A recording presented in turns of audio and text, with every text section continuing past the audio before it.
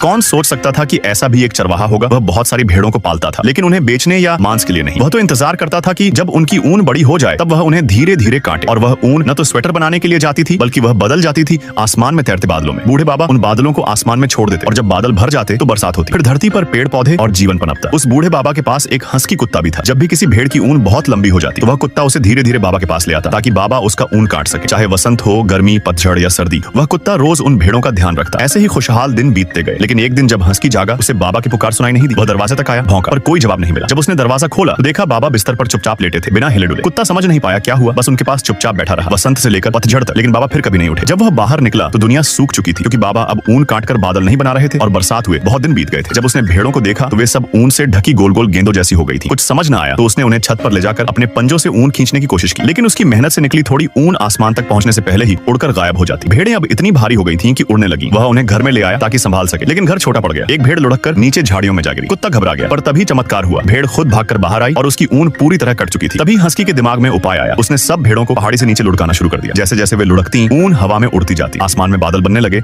और आखिरकार बारिश बरसी। धरती फिर से हरी भरी हो गई। उस दिन से हस्की ने बाबा का काम संभाल लिया। वह एक सच्चा दूसरा छोटा चरवाहा बन गया। Subscribe for part 2।